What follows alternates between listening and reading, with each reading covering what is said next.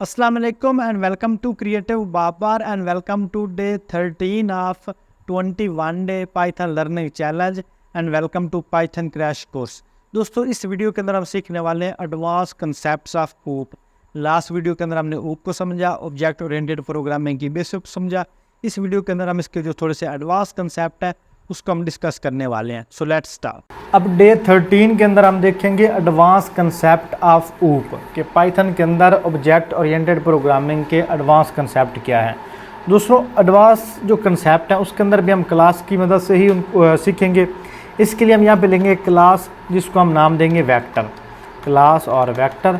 और सेम जिस तरह से पहले क्लासेस लगा रहे थे फिर फंक्शन डिफाइन करेंगे उसी तरह से डेफ, और इसके अंदर हम यहाँ पे अंडरस्कोर, 2 बार अंडरस्कोर, फिर इनिट, और फिर उसके बाद हम यहाँ पे इसको देंगे सेल्फ इनिट, और यहाँ पे हम देंगे इसको सेल्फ और एक्स और वाई। ये इसको हमने पैरामीटर दे दिए इस फंक्शन को।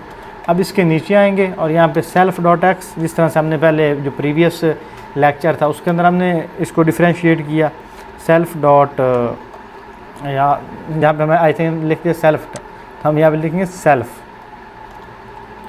और यहाँ पे हम लिखेंगे self dot X is equal to X, फिर self dot Y is equal to Y, और इसको हम साथ में अलाइन कर देंगे एक जैसा, एक ही लाइन के अंदर होंगे ताकि जो इसकी स्पेसेस एरर है वो हमारे पास ना आए।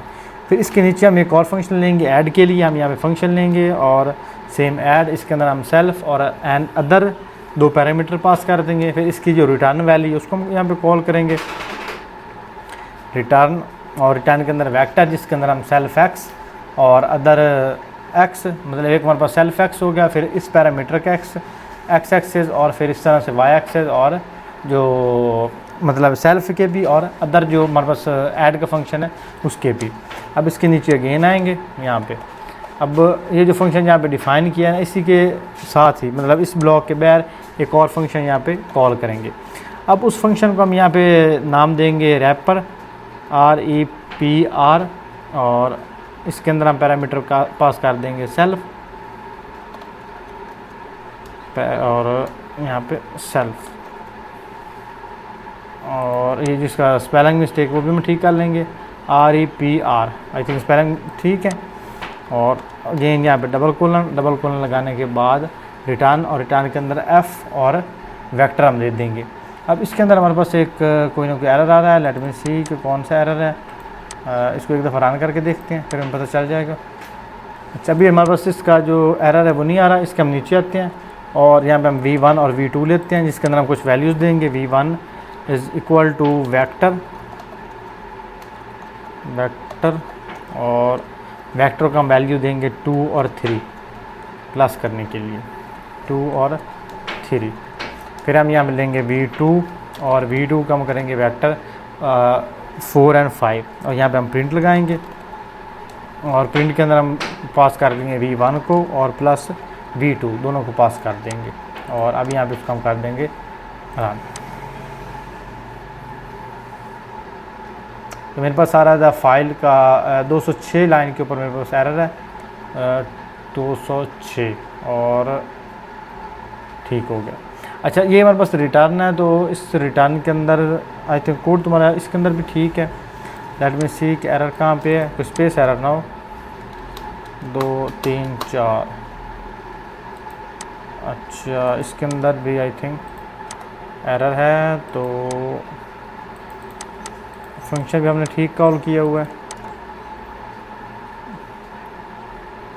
वेक्टर, और लेट मी सी कि एरर कहाँ पर है। इसको हम एक दफ़ा अगेन लिखते हैं, रिटर्न को रिटर्न लिखा, रिटर्न के अंदर हम कॉल करेंगे वेक्टर को। यहाँ पे हम देंगे इसको पैरेंथेसिस के अंदर हम देंगे सेल्फ डॉट एक्स और प्लस अदर डॉट एक्स, साथ में कॉमा लगा देंगे, और बाकी भी सेम इस तरह से। कोड ऑलमोस्ट ठीक है, तो ये एरर क्यों कर रहा है।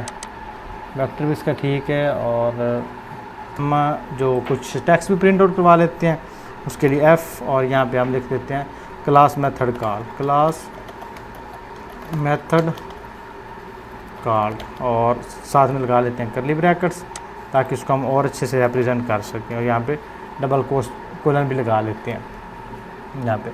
अब इसके अंदर रिटर्न के अंदर हमने क्लास मेथड उसको रिटर्न करवा दिया। अभी क्लास मेथड, और उसके बाद हमारे पास होता है स्टैटिक मेथड। अब स्टैटिक मेथड के लिए हम अगेन उसी तरह से @ और इसी के ब्लॉक के साथ ही @ और स्टैटिक मेथड, स्टैटिक मेथड, और स्टैटिक मेथड के अंदर हम एक फंक्शन डिफ़ाइन करेंगे जिस तरह से हमने ऊपर फंक्शन डिफ़ाइन किया क्लास के लिए, स्टैटिक के लिए भी हम उसी तरह से फंक्शन डिफ़ाइन करेंगे।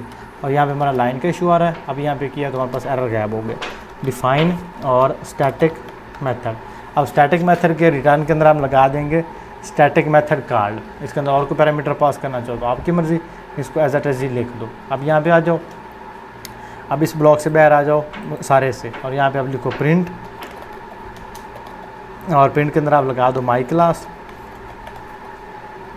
डॉट क्लास मेथड,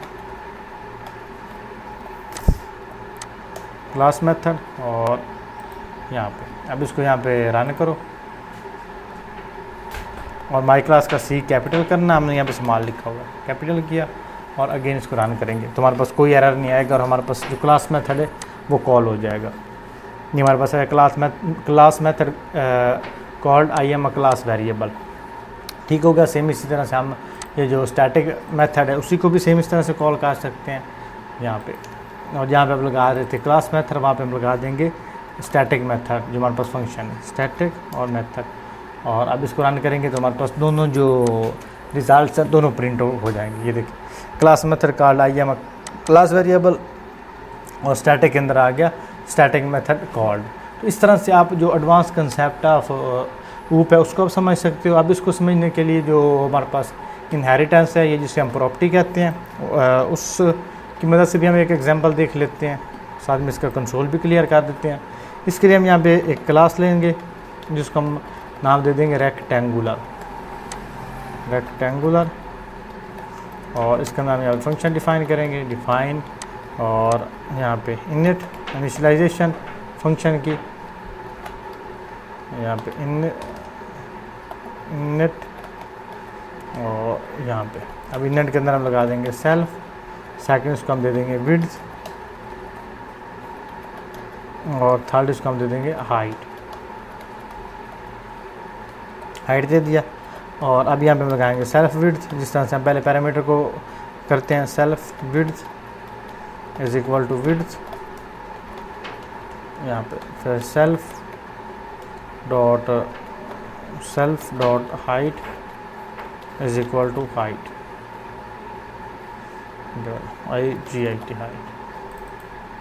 ठीक हो गया। और इसको हम बराबर में कर देंगे यहाँ पे। अब हमारे पास जो हाइट है वो भी कॉल होगी, और जो विड्थ है वो भी हमने कॉल कर दी।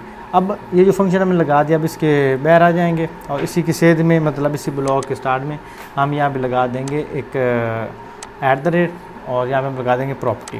कि अब क्योंकि हम प्रॉपर्टी को यूज़ करने वाले हैं, इनहेरिटेंस को यूज़ करने वाले हैं, तो हम प्रॉपर्टी मेथड का इस्तेमाल करेंगे, प्रॉपर्टी। ठीक हो गया। अब इसके नीचे आएंगे और यहाँ पे एक फंक्शन डिफ़ाइन करेंगे, यहाँ पे डिफ़ाइन, और डिफ़ाइन के अंदर हम इसको नाम देंगे एरिया को हम पैरामीटर का पास कर देंगे सेल्फ, यहाँ पे डबल कोलन, और इसके अंदर हम लगा देंगे रिटर्न वैल्यू, और रिटर्न के अंदर हम लगा देंगे इसको self width, self dot width, और इसको हम मल्टीप्लाई करवा देंगे सेल्फ हाइट के साथ। ठीक हो गया। अब इसके नीचे आएंगे, अब सेल्फ विड्थ और सेल्फ हाइट जो प्रॉपर्टी एरिया है दोनों को हमने कॉल कर दिया। अब इसके यहाँ पे जो रेक्टेंगुलर उसको कॉल करेंगे एक कांस्टेंट लगा के, कांस्टेंट नहीं, इसको वेरिएबल लगा के। दरअसल जावास्क्रिप्ट ज़्यादा इस्तेमाल करता हूँ ना मैं, तो उस वजह से मेरे ना वो ज़हन में रहते हैं कांस्टेंट, लेट और वेरिएबल। अच्छा, अब यहाँ पे रेक्टेंगुलर क्लास को कॉल किया, और इसके अंदर हमने वैल्यू दे दी 5 और 10, और यहाँ पे इसको हम प्रिंट करवा देंगे। प्रिंट के अंदर रेक्टेंगुलर एरिया को हम प्रिंट आउट करवा देंगे। इसको प्रिंट आउट करवाने के बाद यहाँ पे रन करेंगे, और हमारे पास इसकी जो सेल्फ हाइट विड्थ है वो प्रिंट आउट हो जाएगी। ये इसकी सेल्फ हाइट और विड्थ थी मेरे पास प्रिंट आउट होगी। ये 5 और 10 को मैंने मल्टीप्लाई किया तो मेरे पास ये 50 आ गया। तो इस तरह से आप जो एडवांस कंसेप्ट है उनको आप समझ सकते हो। एडवांस कंसेप्ट के अंदर मैंने आपको क्लास, रेक्टेंगुलर, सेल्फ और क्लास कंपोनेंट, स्टैटिक कंपोनेंट, सारी आलमोस्ट चीज़ें इसके अंदर आपको मैंने बता दी। फिर भी अगर आपको कोई सवाल हो या किसी चीज़ की समझ ना आई हो तो नीचे कमेंट सेक्शन में आप पूछ सकते हैं। मे बी अभी आप स्टार्ट कर रहे हो तो आपको ये चीज़ें समझ ना आए, आपके सारे से ऊपर से गुजरें, लेकिन आप लोग को जिस तरह से प्रैक्टिस करवा रहे हो इस तरह से आपने प्रैक्टिस करनी है। जब आप प्रोजेक्ट बिल्डिंग करोगे ना तो इनको आप प्रैक्टिकली यूज़ करोगे, फिर आपके बाकी के भी जो डाउट्स हैं वो सारे क्लियर हो जाएंगे। इंशाल्लाह मिलते हैं अगली वीडियो में, तब तक के लिए अल्लाह हाफ़िज़।